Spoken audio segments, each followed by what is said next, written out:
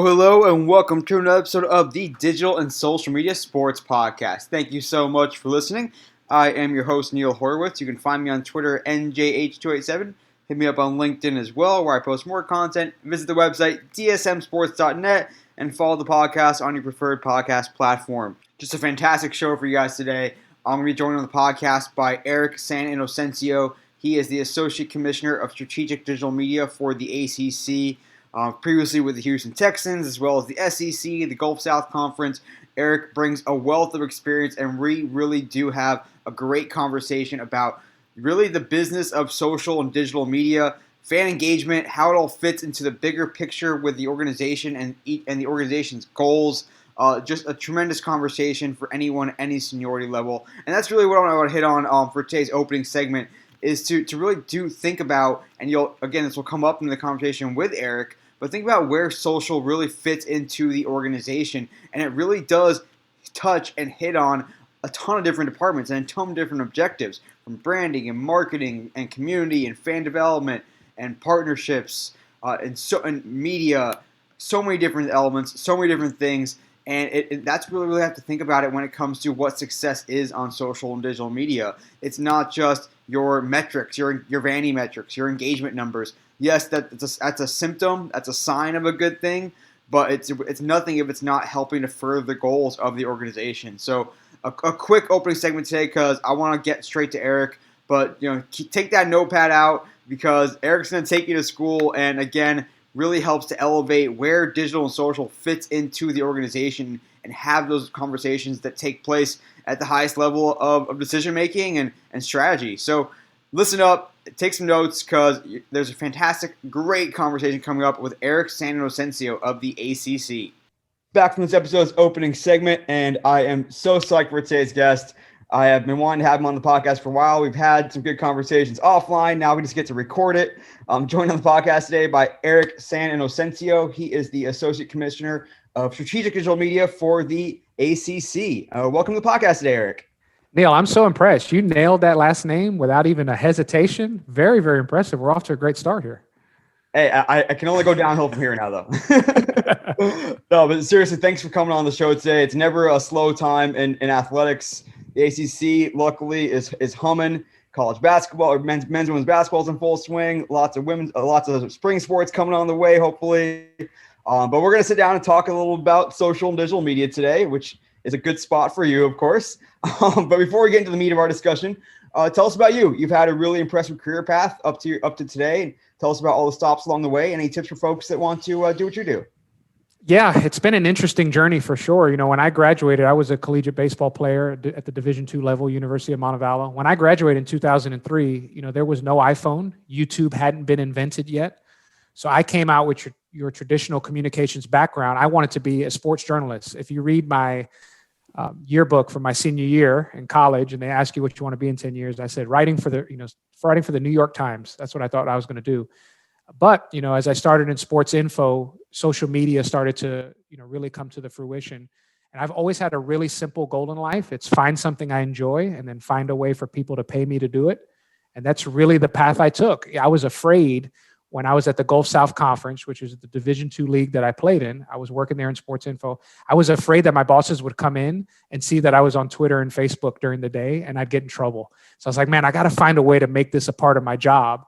And so I started dabbling around with creating an account for the league, and then creating, pages back then, for Facebook, and creating pages for the schools and working with the schools. Because when you're at the Division II level, there's wonderful stories out there, but you don't have this big bullhorn of people that are immediately connected to your university. So for example, Malcolm Butler, who made probably one of the greatest interceptions in Super Bowl history, he went to West Alabama. He's a Division II athlete. Same with Tyreek Hill, who plays for the Kansas City Chiefs, also a West Alabama former player. So there's great stories out there, but you've got to do a little bit more legwork on connecting people with it.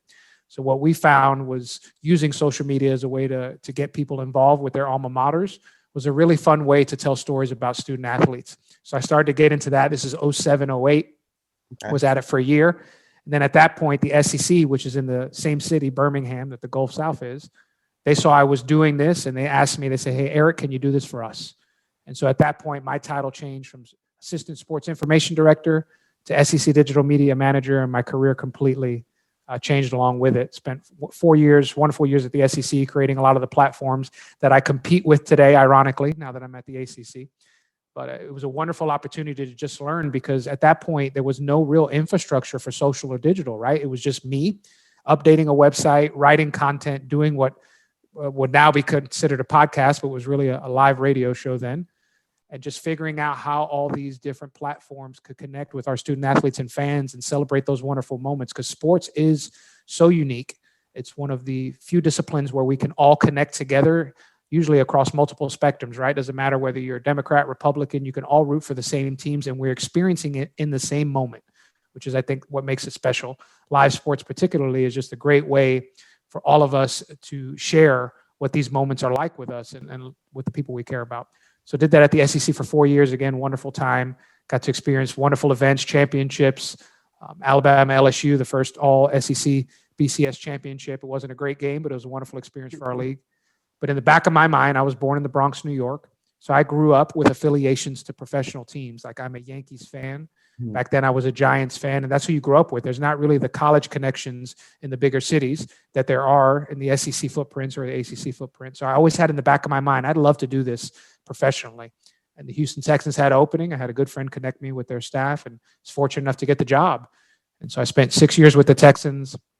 Again, really just, and I know we'll talk about this more in depth, but really understanding a different perspective of what social and digital could be at the professional level as revenue started to get involved and building out departments. It was a wonderful experience for me just to get a completely different perspective of how digital could be viewed within an organization. So I spent 6 years there. The college bug was calling me back, and there was a special position that the ACC was creating that's really one of its kind in the college space. And they asked me to start something from scratch here at the league, and it was just such a fun chance to do this. You usually don't get to have a clean slate at the places you go, usually replacing somebody or trying to make changes to an existing structure. But here we really had a blank opportunity. So I took the job with the ACC. It's almost been 2 years now. So it's been a fun ride. Obviously, COVID threw a huge wrench in that last year in terms of what our planning was. But if you look at all the different stops I've had along the way, it just goes to show you that you never know when doors are going to open, and you can't be afraid to try new things. And that's really how my complete career has been, just going, like I said, from a Division II athlete at a university that most people that are listening to this podcast have never heard of, to now being fortunate enough to work with some of the biggest brands in sports. So it's been a wonderful ride, and I've been very fortunate. I love that. Yeah, it reminds me, I put out a Twitter poll a couple days ago that I asked, did your occupation exist the year you were born? And I think the majority of us in this space, it takes me long enough to explain to my parents what it is I do. You're right. Let alone, how it was 25, 30 years ago. And you really do have to make your own way. There was no one doing Facebook, doing Twitter, even a lot of stuff that you were doing on the web when you're back at the Gulf South Conference. And I think we take it for granted today that, yes, video is everywhere, streaming media is everywhere. But when this was first starting out, it was largely still a text game. It was press releases. It was trying to drive website traffic. And it was truly sports information. You were providing information to other media outlets, hoping that the local newspapers and USA Todays of the world would write about these stories you guys were putting out there and amplify the stories you guys were telling.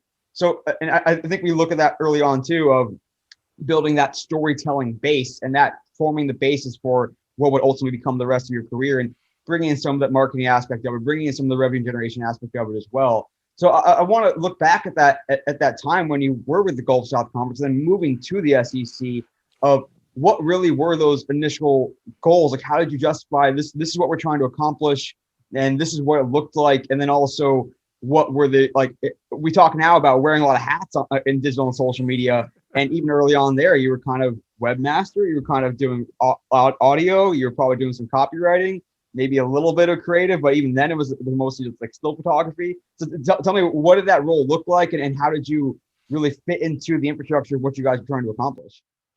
At the Gulf South, the goal was really simple. It was just visibility. We wanted additional visibility for our product, for our league, and for what our schools were doing. So with that tact in mind, it was a simple volume play. Like, how can we get more eyeballs to understand what our conference represents? And like I said, the wonderful stories that our student athletes have. As I transitioned to the SEC, it was really interesting, because back then it was Commissioner Mike Slive, who was a titan in the industry, passed away a few years ago. He knew that this was an interesting opportunity, but he really had no desire to be a part of it. So I think that was unique for me too, in that he just handed me the keys and said, create what you think makes sense here. And that doesn't happen often. Usually there's more structure in place, and it's not a detriment to him. It was so new. And so when I got there, I think I was 27 years old when I got to the SEC. I had like this immense kind of, canvas to play with, and really like no defined goals. So I got to do that myself. And I look back to what I did then.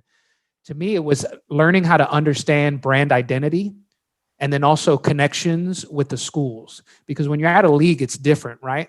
Like we can be front runners. When you're at the SEC in the fall, you can root for Alabama if they're doing well in football, but then you also have men's basketball going on, gymnastics going on. Same thing here at the ACC. We're in the midst of our winter championships. We have swimming and diving going on this week. We'll have fencing next week, indoor track. So it's how do you keep the connectivity, throughout the entire league? And at the SEC, when I was there, brand identity was important because it allowed the fans to feel that these channels were supportive of what they're doing. And what I mean by that is the SEC, their footprint is very proud, and it's proud of not only the teams within the league, it's proud of the league itself. You think back, when they have these big championship moments, the crowd doesn't normally chant Alabama or Mississippi State. They chant SEC. It's a pride and affiliation. And so I tried to tap into that from a social perspective. I never forget one of the proudest moments. I'll take credit for this, even though I'm not 100% sure is the reason it happened. But I still feel like we pushed the envelope. When Missouri and A&M were joining the league, Missouri that year made it to the championship of I think it was the Big 12 men's basketball tournament. So they're playing in that game, and I can't remember who they're playing. Maybe it was Texas Tech. My memory's a little fuzzy. They got up like 10 or 15 points, so it was pretty obvious in the second half that they were going to win that game. So I remember tweeting out from the SEC account and my account at the time, which were kind of synonymous, hey, Missouri fans, this is when you would start the SEC chant. And sure enough, like 3 or 4 minutes later, an SEC chant started in that arena during the game. And it was funny because they weren't in the league yet, but it was a moment for them to kind of flex their chest and celebrate because they were proud that they were joining the conference. And so you had this moment here, and I don't know if it was somebody on their phone that saw that tweet and decided to do it, or if it was already planned. Like I said, I'm going to take credit because I just think it's funny. But that's a great example of the brand identity of the league and that passionate connection to the whole that we wanted to tap into from a social media perspective. So I spent a lot of time thinking about that and how do we amplify that across sports. Another great example is when Alabama won the national championship in softball. They beat Oklahoma. It was like a rainstorm, and the game went on until deep into the night. It was like midnight, 1 o'clock, and we started doing that chant online and where people were watching the game. And so it became this fun moment where everybody from the league was cheering on Alabama against Oklahoma, even if you were an LSU fan, even if you were a Florida fan, maybe not an Auburn fan, but, Georgia, Ole Miss, they all came together. So I think I spent a lot of time getting a good feel for what brand identity meant. And it was helpful for me when I went to the Texans and the ACC because each brand is different. Each tone of voice that you're going to use from a social perspective is different. Mm-hmm. But knowing why that's important. And because I had that blank slate at the SEC, I think it was hugely instrumental in me for my growth to then be able to take that to other organizations and be able to put a plan together to articulate to your senior staff as it became more organized. What are we trying to do here, and why is that important? And so I think those 4 years at the SEC really laid a foundation for me to have a better understanding of what social could mean, not just to channels and platforms, but to the larger organization and the goals within. What a super thoughtful response. I mean, that's like, even today, I think we're still getting to that point where people are appreciating the power that social and digital have to establish that brand identity. And you were doing it back at the SEC, a long time ago, relatively speaking, in the space. And how it seemed like you were very aware of what you were doing there and how you were really amplifying that brand and articulating the stuff that was already happening maybe among the fan base, but also, helping to put more of a face on it, put more of a voice to it, put more of a personality to it. And like, how cognizant were you and your colleagues and your supervisors there? I mean, at the time too, where there was a PR person or communications people that were like, hey, like we're keeping an eye on what you're doing, or like let's talk about this. And like how cognizant were you of building that brand identity and really taking that strategic mindset of this documenting this is exactly what we're trying to do and this is how we're going to do it. So I think we've got to remember as social people that it's okay to be fans. I think that's what we all started as, right? Like we love sports. I played sports. If I wasn't working in social media, I would still watch SportsCenter at night at the end of the night because I care about sports and they're important to me. And I love, the feelings that they make me have. So I've always tried to keep that in the back of my mind. And I think it was helpful being a Division II player because in baseball, if I had a 4 home run weekend, it wasn't being covered on SportsCenter. So in the back of my mind, I was like, man, I wish I got this coverage. So that kind of perspective I've brought with me to the jobs that I have. Mm-hmm. And so when it's infectious, you can tell when people like it. Like before we started this podcast, me and you were having a discussion and you were saying, you can tell, you're going to see how excited I am about this discussion that we're going to have because we care. And I said, me too. So it's easy to see when people have excitement and that becomes something that's easy to latch onto. So as I was working with the folks there at the SEC in the sports information department, the Chuck Dunlaps of the world, the Craig Pinkertons, back then Charles Bloom, who's now the chief of staff at South Carolina, they could see that my ideas, even though they may not have always agreed with them and often didn't, came from a good place.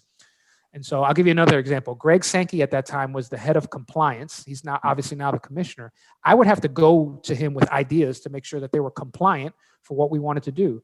And I used to always joke, I'd go up there to get machine gunned for my ideas because he would shoot them all down. But again, he knew he wouldn't say this is a bad idea. He was like, hey, Eric, this is a great idea, but it can't work within our current structure. So as long as it comes from a good place, I think it's important because then you get the leeway to push in certain ways that may not be the traditional form of communication. So again, like defining what is important to you and defining what your goals are as a department first, and then how that relates to the larger organization is extremely valuable because then when you do want to push or add more, like you said, tone of voice or change kind of your philosophy on the fly, you can at least have something there, a document that your bosses can refer to that if they have a question, hey, we talked about this before. This is how we feel makes the most sense. So this fits within the guidelines because, but they're already familiar with it. It's not something they're hearing for the first time. So again, I think when I was at the SEC, it wasn't as documented, but it was documented within our conversations. Yeah. But then as I learned, I was like, man, as I started dealing with more people, whether it's a president or, a chief revenue officer, it dawned on me. I was like, I need to not only vocalize this because that's important, but I need to have this down in a format where they can refer to and also talk about that before we ever start so that we can have an understanding of this is what we're going to try to approach. Doesn't mean your plans are always perfect or you can't deviate, but at least you've had the discussion before that there is some kind of strategy to what we're doing here. So I think the transition from me from the SEC to the Texans was taking that from a conversation that we'd have amongst colleagues to a formalized document that I could present to the larger organization so that they knew at any point what we were trying to achieve on each platform that we were engaging with. I love that. That's really, really well stated. And I love how you talked about how it came from that point of passion of being a fan, of being an athlete. And that's always a good place to start because that's ultimately what you're trying to do is, yes, we all may have different strategies or different ways to go about how we're conveying these stories. But at the end of the day, we want fans out there to feel that same passion that we do and for these stories. And I remember myself in college I was covering, the football team, the basketball team, but I was also just excited to cover a squash match or just excited to talk to a fencer after he or she had won a big bout. And that's really what it's all about is this is the biggest thing. Your 4 home run weekend is the biggest story ever when I'm talking to you about it and when I'm posting about it because it's that passion just flowing out. And I really love to see how that really helps come together with ultimately that the strategy may vary, but when it's ultimately just trying to amplify that passion, that's always going to be a good place to start. Now, I want to transition to the Texans a bit too. You mentioned you're making the move there, of course, and I know with the SEC you have championships, you have certainly press you're going for, you have sponsors you may be activating, you have tickets you're selling for those championships. When you get to the Texans, different type of game almost, where you have You have ticket sales. You're trying to fill seats every week. You have you have one team you're focused on as opposed to a ton of teams, a ton of member schools. So what was that transition like when you go to the Texans? Now you have not necessarily a whole different set of goals, but a new set of goals that maybe looks a little different than the SEC, and then also trying to bring in that strategic mindset that you had at the SEC and adapting it to who the Texans were. It was really eye-opening, Neil. I remember my first couple of weeks there. It was almost daunting and overwhelming in a way, because you think that since you're only dealing with one team, the workflow might be less, but the NFL has done a fantastic job of making, itself a year-long event, whether it's combines, whether it's the draft, whether it's OTAs, and just learning all this different language that I had never really heard before. I'd watched the combine, obviously, but I didn't know what OTAs were. I didn't know that there was rookie minicamp, and the cadence of the schedule was just so much different. So like for me, I went from being essentially a one-man band at the SEC, even though we started to add more people towards the tail end of my time there, to being part of a larger department where now I have a vice president of broadcasting that's my boss, and we've got 3 other content creators. We've got writers, we've got on air. We were doing radio in-house there at the Texans. We were doing television shows each week that were airing on our linear programs there, the local ABCs in Houston. So you just had to go from like, I'm in the weeds with social every day, to taking a step back and looking at how does this content all fit within like a 30,000 foot view. And then on top of that, you start to learn what the priorities are in professional sports. And number one is driving revenue, right? So I go from a mindset now where I'm just trying to create cool content because I think it resonates with fans, to figuring out how can that cool content also drive revenue and work with our partners to build out, what this department needs to be and get more resources. So if you think about it, it's a complete mindset change. And I think it was one of the best things I ever went through. It was really hard, and it challenged me for that first year to figure out, like, I'd never put together a presentation deck for a sponsor before. Usually sponsors were add-ons at the SEC level, or they were the official partner of this championship. So we gave them coverage that was tied in. But now I was tasked with creating either things from scratch or taking existing content series that we have and building them out specific for partner integration. I'd never done that. Yeah. And so the first presentation I did on Microsoft Word. Like, I didn't even know that you needed to put it together an entire deck in PowerPoint and how it could fit and how you were having these discussions. So I can only imagine what they thought of me that first year. They're like, oh, this kid is maybe a little bit behind the 8 ball. But again, it's 2013. So it wasn't exactly a time period where there were a lot of folks that were thinking that way. Right. I was just forced to transition faster. So I think it was helpful. But then as I got my feet wet and started to figure out, hey, that there's a larger picture here, it was great because it allowed me to better understand how do I communicate the value of what we're doing on social to different stakeholders within the organization. This is something we really struggle with even today as social media professionals, that we talk in a lot of jargon that we all understand, whether it's engagements, engagement rate, ROI, all that kind of stuff. We talk about it in specific to our platforms, but your chief revenue officer may not know what any of those metrics mean. So what I was forced to do at the Texans was say, okay, listen, the president back then was Jamie Roots. He just stepped down last week amongst the changes that are happening there with the Texans. But I would go to Jamie and understand that his background was sales and being able to generate revenue. So I was, instead of me saying, hey, we were number one in the NFL in engagement across platforms, I would say, listen, you set a goal of us creating $3 million worth of revenue. We did 3.2.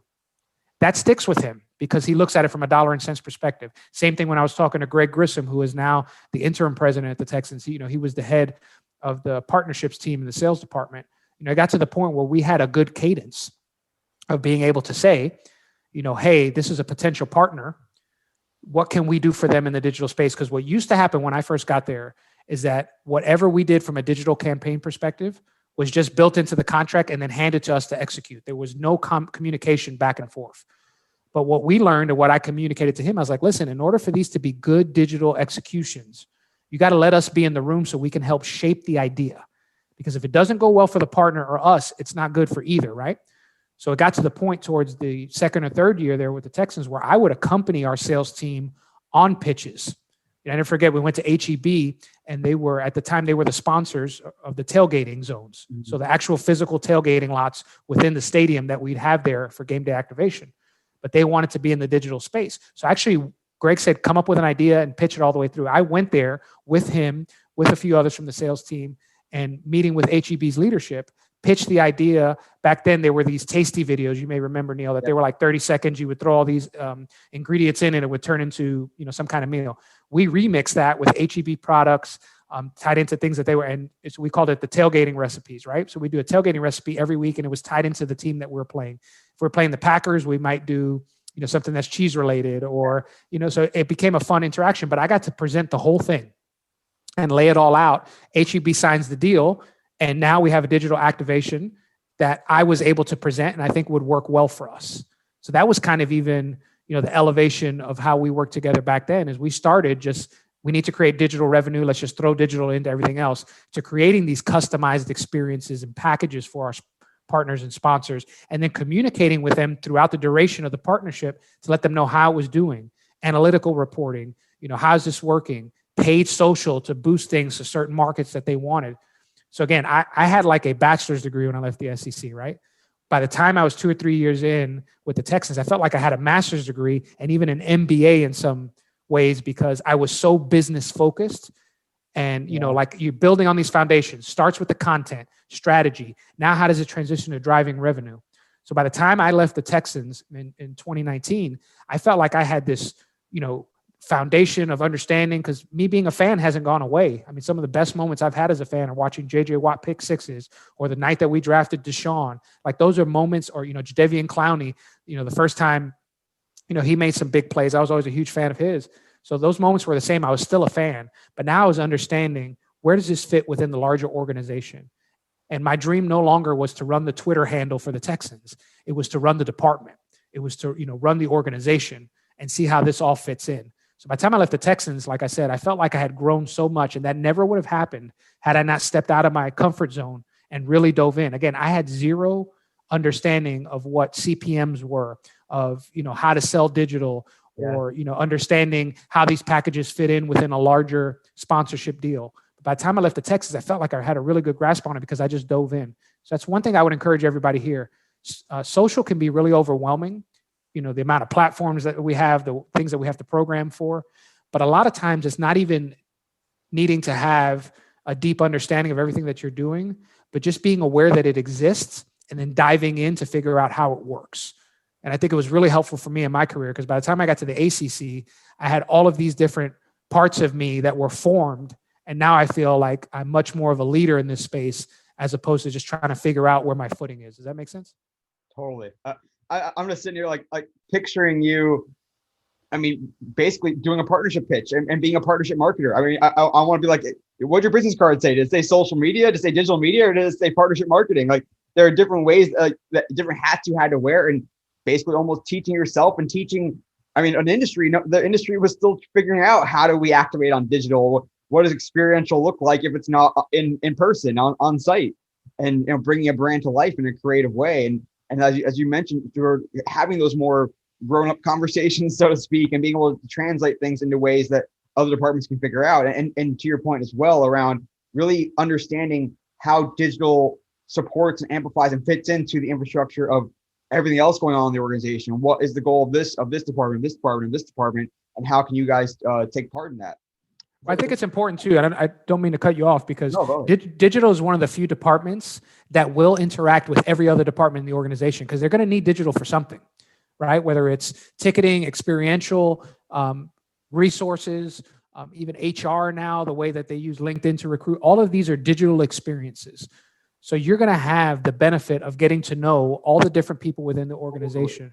So how do you communicate that value so that you can know that marketing's biggest goal is to get, more signups for a fan club, for an example, whereas the sales department is trying to sell a sponsorship. Well, can you sell a sponsorship that has to do with the fan club so that you can tie them both together? You're going to be the thread here. So it's almost in some ways, what do you retain and how do you piece this puzzle together? And you're one of the few people in the organization, like I said, that will get that kind of entire 360 scope. Most marketing people won't have an idea of what the ticket office needs, or most sales folks won't have any idea of what HR is doing and how that can impact the organization. You are going to have the ability to have those discussions, either you or somebody from your team.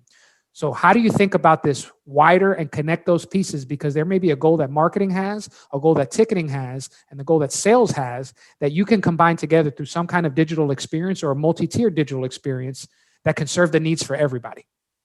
Oh man, that's talk about lighting a fire under the butt. That's awesome. I mean, it's something I've echoed it all the time too. Is that no one has their finger on the pulse of what everyone's doing than that person that's sitting in that digital social department, because you have to. And so as you were there with the Texans, and I would definitely want to spend time in the ACC. We'll get to that in a few minutes. But at a time when social just seemed to be increasing exponentially, new platforms, new demands, new opportunities as well, for that matter. And being in the role that you were, you tell me where you kind of look to as the in-house expert or in-house person to help define where we should go with digital and social. So as these new platforms sprouted up, as these new demands for content sprouted up, how did you manage and go to your bosses and say, hey, we need more resources, or hey, there's an opportunity here? It's a conversation we have a lot on this podcast and in general in this industry. How'd you go about that, saying, hey, this a lot of stuff is happening around us, and we need to make sure that we're in a position to take advantage of it? I think what I tried to do was continue to communicate that social is not its own island, and it connects to everything that else we're doing in the content space.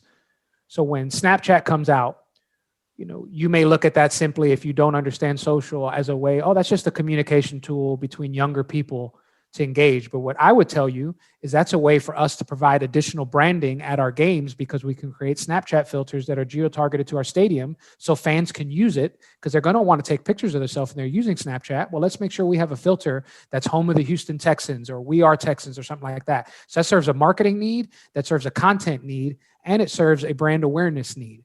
So again, when these platforms come out, I think the natural inclination is for us to think about how it affects our workflow and what we're doing.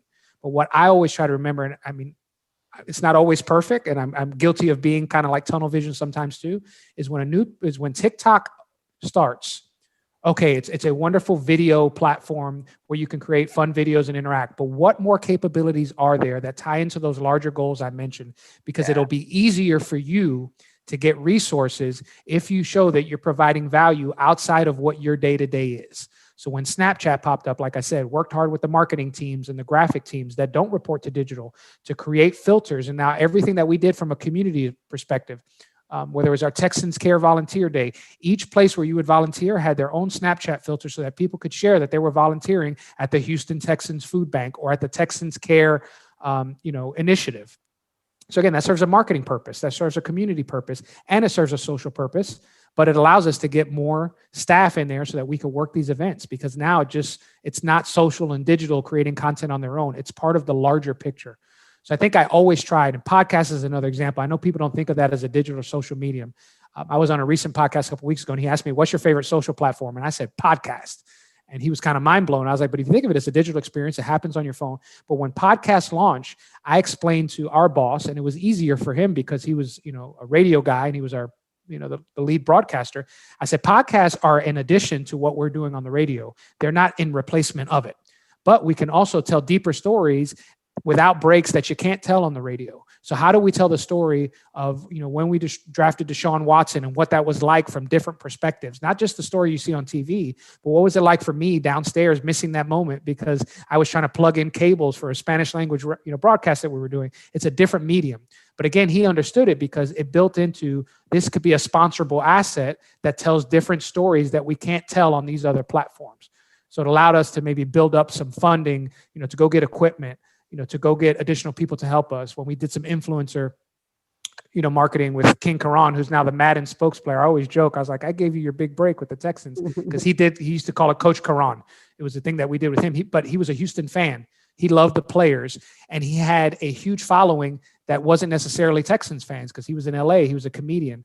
So again, that serves a marketing purpose, a branding purpose. It gets us in with the players because they want to do that kind of content. DeAndre Hopkins, when we did the Coach Karan segments, he gave us 2 hours of his time to shoot these kind of skits, and he loved it because he thought Karan was funny. And, it was a good opportunity for him. And, it's not your traditional, hey, DeAndre, we need you to do this press conference or we need you to do this video. It was fun and interactive. So again, the players love it. PR loves it. It's good branding. It's good marketing. And it's great content for us. And we introduce ourselves to a whole new segment of fans. So I know that was a really long answer. I'm sorry, but like as you thinking about what resources you want for your teams and your departments, the way that you can tie that in to other departments will make it easier for you to justify what the expenditures could be. Oh, it's just perfect. We're not all looking out for. There's not social media goals, quote unquote. I mean, yes, you may have some individual department metrics or benchmarks you want to try to reach, but at the end of the day, we all have the same goals, and social media is there just as much as marketing is there to help each other and accomplish. This is going to help us with branding. This can help us with partnership activation. This is going to help us with CR. It's going to help us with fan development, and it all connects together. It's not in a silo, and it shouldn't be. And that's just really cool to hear you kind of put all those pieces together there through the examples with the Texans. I want to get into a little bit around content strategy, both with the Texans as well as with ACC. When you really have started with a blank slate, so to speak, and geez, Eric, the time is flying by here, so we'll get into this for sure. When you're looking at whether it is the ACC or with the Texans, and you really have this, hey, we're going to put out likely X tons and tons of pieces of content over the course of the season or the course of a year. How do we know where to focus our time? And there's little things too around, like, yes, we want to have some long form pieces telling greater stories. We're also going to have, when someone has a big game in a baseball game or a basketball game, we're going to have a graphic to show a player of the week or even just a notable performance. And these things don't come out of thin air. There's a process. There's templates. There's creative briefs. There's resources. So when it comes to really saying, okay, we have this many resources, we can likely produce this much content. These are our pillars for the season or what we're trying to accomplish. How does it ultimately come together and fit into what those goals are for the organization? The NFL is a little bit easier because the calendar is built out for you. You've got these 16 games, and every game is a lead-up event, what I would call a lead-up event, right? So, on Monday, you're going to recap the Sunday before. Tuesday in the NFL is always Community Day. Those are when people go out to the community. So, your content will transition to community coverage that day. Wednesday is really the kickoff of the week because you've got the press conference with the coach, press conference with certain players, and again, building up all the way to Sunday where you have this huge, massive content plan about how you're going to cover the game. So in the NFL, so much of that fall is already outlined for you. I think the challenge that I face here at the ACC is that because we have 27 sports and 15 different schools, 14 for football, since Notre Dame is only half in terms of how they joined the league, we've got to figure out what are the best ways to spend our time because we don't have enough. Like I've only have two people, myself and another, Maggie Bolton, who work every day on ACC Digital. So it's not going to be possible for us to cover every single event. So how do we justify what the biggest moments are? And like you said, we build out a calendar ahead of time. We have an Asana calendar that our graphics team is involved in because, as you mentioned, the templates for those player of the week and the animations that come with that, they do that even though they're not part of our department. We've got a video team that we work in conjunction with under the same umbrella that we know there's certain tentpole events. So the difference between the NFL and college is the NFL, especially when you're working for a team, you have your own events every single week. When you work for a league, when Duke or North Carolina play basketball, that's an ACC sanctioned event, but that's Duke or Carolina's game. It's not ours. So we have to build up to these events that we know, we call them tent poles, that we are in control of and focus our coverage on. So for a good example of that would be the ACC men's and women's basketball tournaments, which we're going to have here in the next couple of weeks. We know those are coming. So that's what we'll build up to. We'll probably use the schools more on a day-to-day basis to help amplify their content for what's happening on campus. But where we really try to shine is these events that we know we own, that we're throwing, that we have access to, and that we want to tell a specific story. So again, we build up to that. And then when those moments happen, we take it over and provide our spin and we build out the content plans. So it's just a change in mindset, really, where the NFL, it's more day-to-day, and maybe those events aren't as big. The community event on Tuesday maybe isn't as big as the game on Sunday. We're here. The events that we focus on are all big for us because they're our championships. So I think the content strategies are similar in terms of how you build up to it and how you get everybody engaged, to hit those different pieces that you mentioned. It's just the timing of how that works and what you'll focus on. We're always looking at the league collective instead of the singular team, even though there's times where we'll promote players, obviously, because they win player of the week. But for us, it's more about the league story told through a certain time period as opposed to the day-to-day, making sure we hit every single thing. And how cognizant are you guys of this is like league-based coverage. This is a league content thing, and this is how we're telling the story of the league versus, hey, this is a really cool story happening in this school, or hey, we haven't told much about what's going on in this sport. Like, how cognizant are you guys of trying to balance all those things together while also trying to make sure that you're telling a cohesive ACC story? I think we're extremely cognizant of it, especially the sports themselves. I wish that we had 27 people so that we can commit one person to each sport, because I do think, they present tremendous value, and it's great for the student athletes and fans and their families. So what we try to do is, we know we can't cover, say, a swimming and diving as deeply as we'd like to during the season, but this week during our tournament, they're going to take center stage on the channels that we have, because it's important. They're not a tournament, it's a championship, but you know what I mean? And so that's how we kind of think about it in those terms. But what you try to do is work in conjunction with the schools so that you know what's going on their campuses. One of the big initiatives, and this just goes into how I am naturally, I'm more of a teacher. Like, I like being able to share strategies and help them understand what this value could be for what they're doing on each of their prospective campuses. So we meet every 2 weeks as a group. So the digital directors, and some of them may be videographers, that might be their history. Some might be more on the creative side in terms of graphics and stuff like that. Some might be SIDs, but you bring this group together and you try to talk about these kind of league-wide strategies, and then also get a better understanding of what's happening on their campus and build those communication lines. So there may be a tremendous video, long form video piece that Notre Dame is doing, for their track and field athletes. Well, that's something that we need to know about so that we can amplify that from our track and field handles. But also, how does that fit into the larger strategy when indoor track and field takes place next week, and what we need to be aware for as a league? So you're trying to kind of balance it. I think the NFL does it a bit differently in that, the shield stands primary, and then the teams work, kind of secondary in terms of their market, right? Like, the NFL is the big thing first, where here the schools take a little bit more primary, and then we take a step back, except for when it's our events, then we come forward.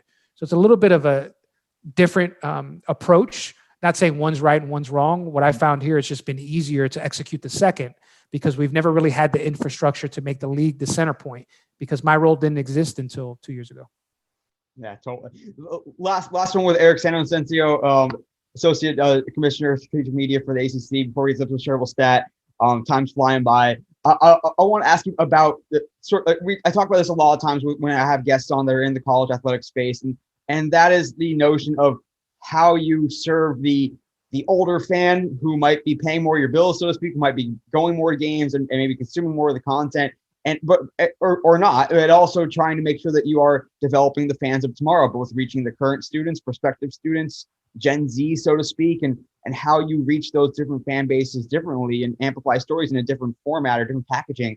And I know it's overgeneralizing to some degree, but what are you guys thinking about from a younger generation perspective? And hey, do we need to focus on this generation differently from this generation, or how do we serve both these or all these demographics kind of in an effective way? I think it's a great point. What I focus on, and I think what will be the challenge for us as a digital group moving forward, is how do we make this interaction with whatever fan the same throughout the entire experience. So you hear the word omni-channel a lot in marketing, and I'm a really big fan of it because I think it's important, because we need to start to be able to customize and drill down what type of content we deliver to each fan that we have. But it needs to be in a place where it's an own platform that we know we can do that. So you got to marry the data, and you got to marry the content, and you got to marry the strategy together to make that happen. So let me give you an example. Moving forward, we know that in the sports world, digital ticketing is going to become primary, just with everything that's happened with COVID, the ability for fans to get in and out. So if we know that a fan is more than likely going to have a digital ticket with us, what's that experience look like? That's one piece. The second piece then becomes, how do they interact with us when they're not coming to the game? What do we know about them? Do we know that Neil loves Trevor Lawrence? And we know that Neil also opens our emails that we send to him at 5 p.m. And we also know that when Neil does come to our games, he likes to order nachos and hot dogs. Okay, so we start to piece all these different parts of these interactions, whether it's on social, marketing, sales, all these different funnels. Can we bring them together so that we have one omni-channel experience for Neil every time that he chooses to open up an app of ours or interact with a piece of content that we put out? And why is this important? Because our fans are going to start demanding it even more as we continue. If you think about it, it's already in place. My Netflix feed is different from yours. Why? We watch different things. We have different interests. Why do sports treat every fan the same? And I think that's the challenge that we face going forward. So as you look at it, to answer your question, not only do we need to program for all of those different individual groups, but we need to know what their preferences are, because we can't assume all 16-year-olds are the same. Can't assume all 55-year-olds are the same. So what can we build out from a data and digital infrastructure capability space to make sure that we know from the moment a person logs on to interact with us through the end of that journey, we can pinpoint and send them the information that matters to them when they want it. Again, really, really hard. It's going to take a lot of time for us to marry those different departments, as I mentioned. But that's the way I'm thinking, because if you look at everything around us, the personalization, people always ask me, hey, Eric, what's the next big thing in digital? What's the next big thing in social? My answer is always the same. It's whatever makes us lazier.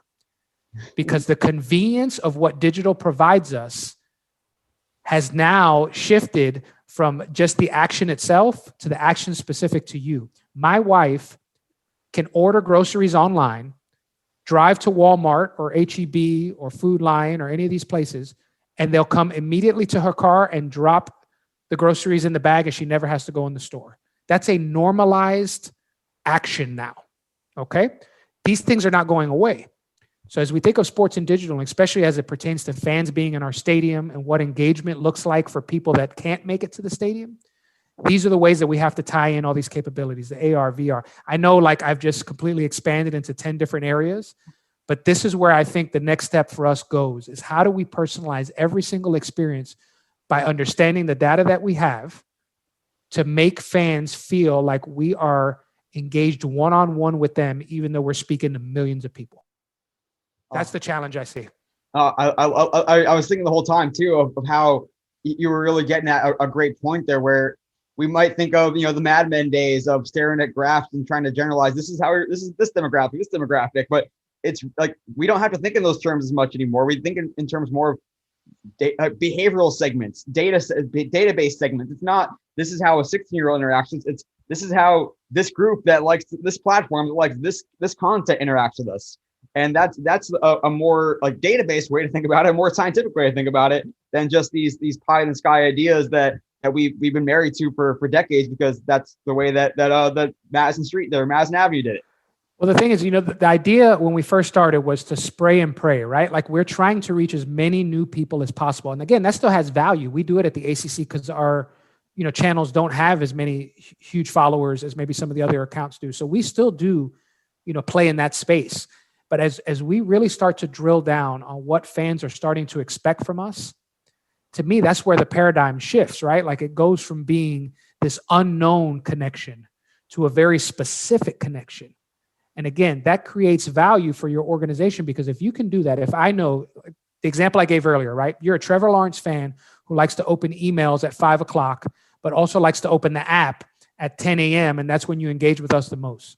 If we have a sale for Trevor Lawrence example, maybe is not the best. Maybe I'll use Deshaun Watson. If you're a Deshaun Watson fan, and I know that you really like him and he's your favorite Texans player, hopefully he's a Texas player for much longer, but again, just for example purposes, and you open emails or interact with your app at 10 a.m., if I have a sale on Deshaun Watson jerseys, what time should I send you that message? It should be at 10 a.m. because that's when you're the most engaged with us, not just send it to 100,000 people at 5 p.m. and hope that you get a 10% click-through rate, right? Like I'm more likely to understand and be able to connect with you if I listen to you and listen to the data that you're sharing with me. So again, that's hard. And there's going to be some automation that comes off the back of that. There's going to be AI that's involved so that we can specify when these messages go out. But to me, if you're Neil the fan, I appreciate that you've taken the extra steps to know exactly when I feel like I can engage with you. But then also there's the benefit from the business side of being able to probably drive better conversions because you've listened to the data that's there and then provided action off the back of it. I love this. It really is bringing like an elevated discussion to social media, and it can be treated the same way you treat it. It's converting at the end of the day. It's how can we achieve the goals that we're setting out to achieve? And that might be consuming a piece of content. It might be buying a piece of merchandise. It might be buying a ticket. It might be viewing a video. And there's ways to achieve those goals in in a smart and, to your point, segmented, personalized manner. And again, I know we're running up on time, but this is really important because where most of us are in our social journey, I think we all started wanting to be the person that ran the Twitter handle or the Instagram handle for the brands and teams that we love. We've got to think bigger than that now. We've got to start to understand that your digital strategy from this point forward will never be smaller. Think about that. It will never shrink from this point forward. It will only grow. So with the knowledge that we have, how can we start to transition into leaders that help shape organizations and their strategy? Because we know that they're eventually going to come to us for solutions. So again, we get so bogged down in the day-to-day, and I know it's hard if you work in the NBA or if you work in Major League Baseball. You got a program for 82 games or 162 games. But I would encourage all of you, when you have the time, to start to take a step back and realize that all this knowledge you're accumulating is going to be of extreme value in the next 2 to 3 years. And are you ready as a professional to transition into the ability to build this out as a strategy for the entire organization? Because I do think they're going to come to us at some point. Digital people are not in senior staff positions a lot. Like there's some VPs across the NFL. And again, I'm not advocating that I need to be in that space. I hope to be in that space one day. But I do think in a couple of years, that transition, they're going to look to people to help lead that journey. And I want that to be us because we've been in this experience for the past 5 or 10 years. But you can't get there until you start to think about what that could mean. There's always the big phrase that if you can't see it, you can't be it. Well, if you want to be the president of the Houston Texans one day, or the president of Greenfly, or the commissioner of the ACC, you've got to start to think in those terms and how the pieces fit together. So try to get out of that day-to-day mindset when you can, because it will be valuable. Somebody's going to have to fill that vacuum. And my hope it's people like us that have the background in it. But in order for us to do that, we have to be ready for that moment. Man, I got goosebumps, man. This is awesome. We're gonna have so we'll get this episode shareable stat now. I promise. We can keep going forever. This is so great. We will have some more fun there coming up in our 9-pitch inning segment. But first episode shareable stat. We'll be right back with that.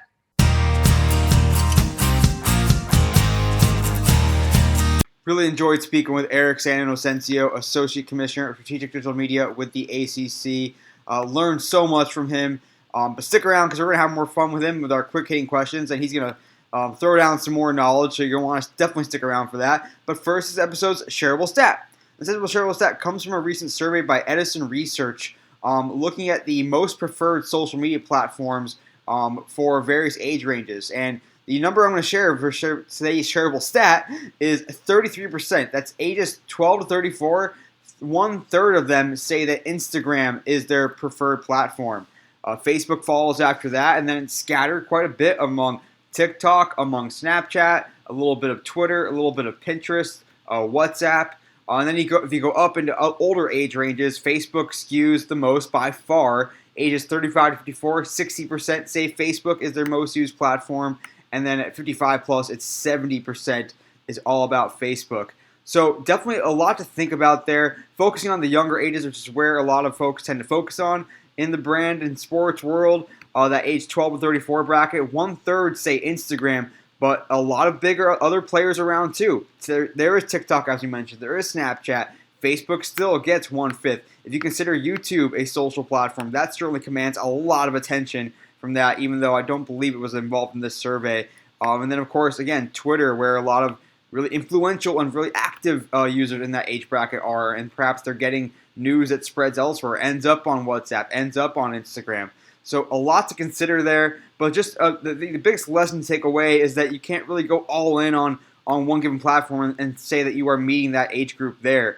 As our conversation with Eric in the last segment touched on a little bit, you can't just generalize based on these demographics because it's more based on how they behave and what their interest level is, what kind of content they engage with, how they like to engage with the team, who their favorite player is, etc., etc. So a lot to think about there, but just to restate this episode's shareable stat, in this survey from Edison Research, 33% of ages 12 to 34 say Instagram is their most used platform, 60% of the 35 to 54 range say Facebook, and then if you go over 55 years old, 70% are all about Facebook. All right, that's episode's shareable stat. A lot to think about, some fun stats for sure. But stick around because we're going to have some fun and learn some more from Eric SanInocencio. Right back from this episode's shareable stat, and I am joined once again by Eric SanInocencio, the Associate Commissioner of Strategic Digital Media for the ACC. Eric, you had a phenomenal interview. I am ready to go light the world on fire now. Are you ready to try and pull off a 9-pitch inning? Oh, I'll see what I can do. It's been a while since I played baseball. Oh, speaking of which, number one, the first question for you, Eric, is give us a scouting report of Eric SanInocencio, the baseball player. He had some power, some pull power. Maybe thought a little bit more highly of himself than maybe was deserved. But I was a utility player, so I would either play third base, shortstop, center field, first base. I was a utility 3-hole hitter. And I had a pretty good run in Montevallo, pretty good fastball hitter, can turn on just about anything. Struggled with the off-speed stuff like most people, and was a little pull happy. We'll call you Chris Bryant. We'll take that for sure. Number two, tell me your favorite social media guiding principle or mantra, something that really sticks with you. Don't mistake movement for progress. And what I mean by that is when you come to these social media platforms, they can explode really quickly. And all of a sudden we think that this is something that we've got to do right now. What I would focus people on is it's okay to be good at 2 or 3 things than be mediocre at 10. So I think we get so caught up sometimes in what these movements could be, but really the progress of social media is understanding the whole picture. So I hope that makes sense. Yeah, well stated, and something that would help anyone in whatever seniority role they're at. Number 3, tell me the most popular, most memorable piece of content from your time with the Texans. Oh, this is an easy one. So in the NFL, it's a really big deal when the schedules are released. So in April, you'll have all the teams unveil these kind of special long form videos. We did a backyard football version, I believe in 2017, where we got our kids involved. Actually, they were the voices for a lot of the players, and we had these great moments.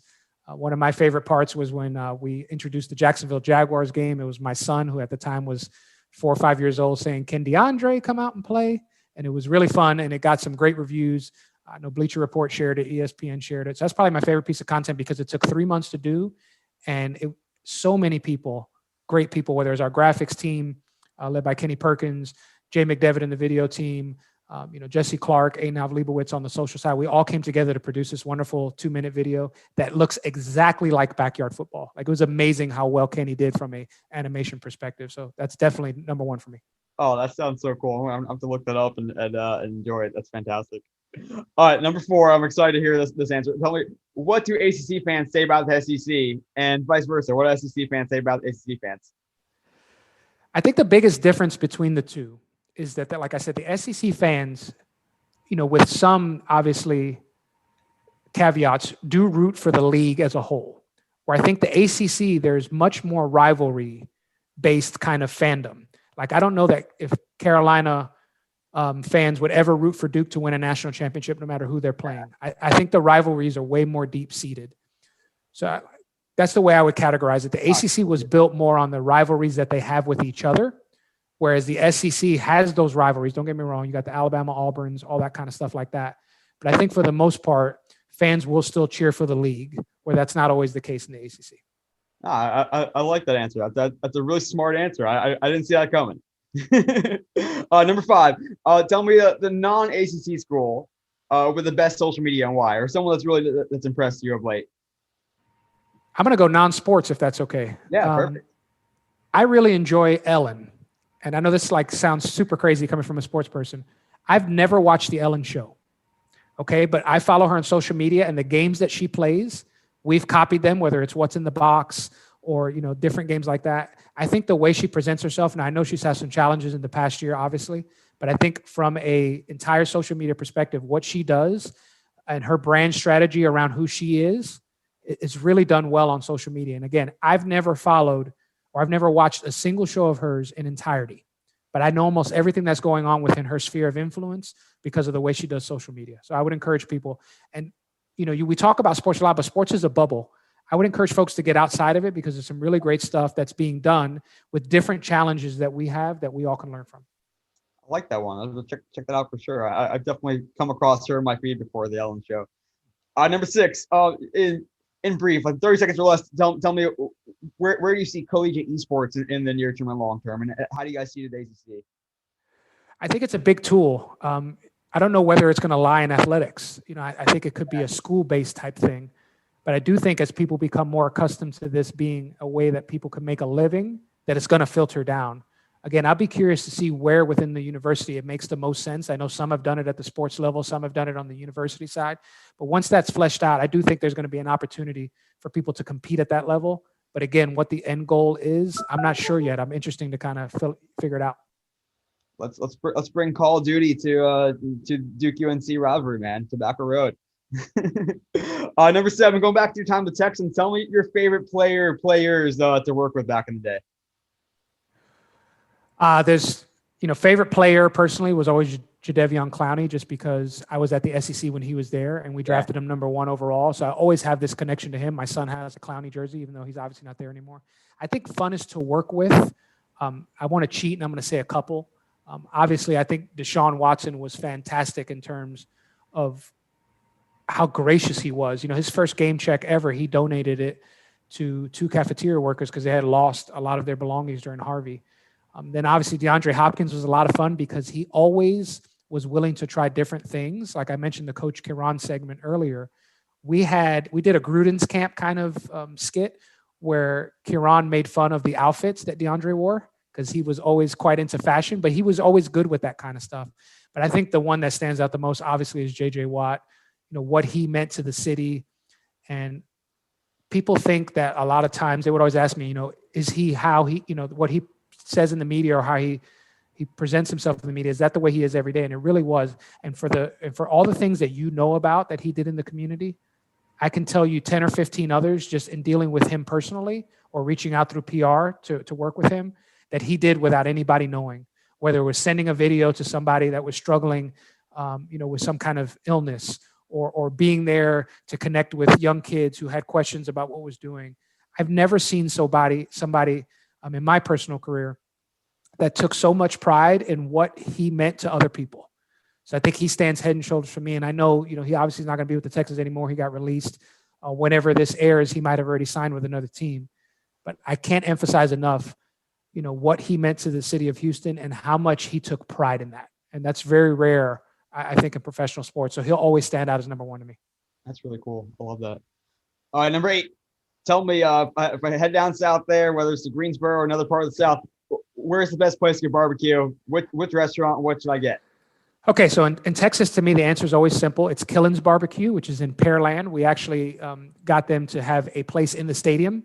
They make tremendous barbecue. The brisket there is legendary, and I would advise everybody. Now, what's interesting about that place is they only open at a certain time period, and people have to line up outside to get in. So it tells you how good it is.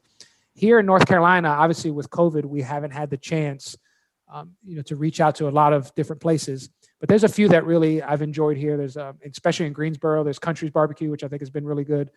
There's another place called Stamey's here that's a bit of an institution. But you've got to remember, depending on where you are in the country, barbecue means different things. Yeah. So in the South, barbecue means brisket. Everything is a little, all the sauces are different. And here, it's more pork, and it's more kind of vinegar and tomato based in terms of the sauces. So you can't go wrong either way because barbecue is always good. But those are a couple of places that I would suggest depending on where you are. It's early still here in LA. But my mouth is watering from the barbecue. Let's go. All right, last one for you, Eric, for this episode, shout outs.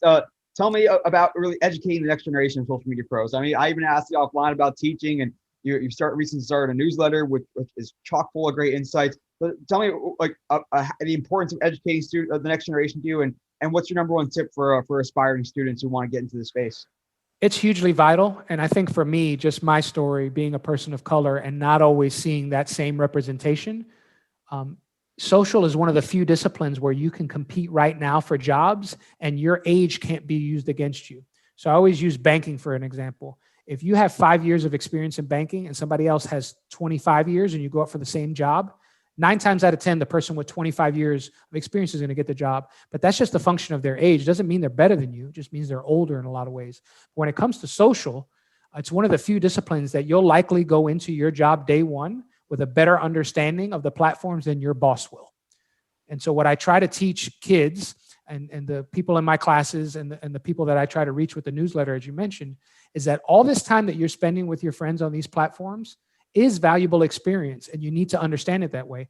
But what the next step for you is to take that experience of knowing how the platforms work and putting it to use at an organization, whether it's a nonprofit, whether it's a campaign, whether it's just a way that you can connect with people, because that's what really separates you. Anybody can come in and say they know social media and they have ideas, but do you have a resume that shows experience in campaigns and analytics and dashboards that you can show me that not only gives me an understanding of what you have, but also presents in a way that I know I can cut this person loose and they understand how this fits as a larger strategy.